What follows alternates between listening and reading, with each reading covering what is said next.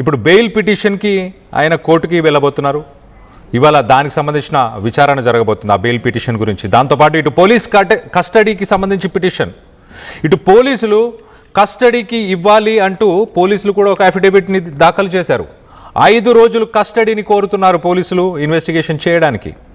అలాగే ఇటు గతంలో నవంబర్ 12 ఇటు పీపీపీ మోడల్ మెడికల్ కాలేజీలకు సంబంధించి ప్రైవేట్ పబ్లిక్ పార్ట్నర్షిప్ మోడల్కి సంబంధించిన పాలసీ మీద ఇటు అంబటి రాంబాబు అక్కడ ఆ రోజు ఆందోళనలో పాల్గొనడం, ఆ బ్యారికేడ్లను తోసుకొని వెళ్ళడం, అలాగే అక్కడ ఉన్న పోలీసులతోని వాగ్వాదానికి దిగడం, వీటన్నిటిపైన కూడా ప్రస్తుతానికి ఇటు ప్రిజనర్ ట్రాన్సిట్ వారెంట్ కూడా ప్రస్తుతానికి రిలీజ్ చేశారు. ఆయనని కోర్టులో హాజరుపరచాలి ఫిబ్రవరి 11 లోపల అంటూ కూడా చెప్పుకొచ్చారు. సో మొత్తానికి ఆ పీటీ వారెంట్ ఇష్యూ మీదనే ఇప్పుడు తనని గుంటూరు మొబైల్ కోర్టుకి తీసుకెళ్తున్నారు. అలాగే మరొక పిటిషన్ కూడా దాఖలు చేశారు ఇటు అంబటి రాంబాబు.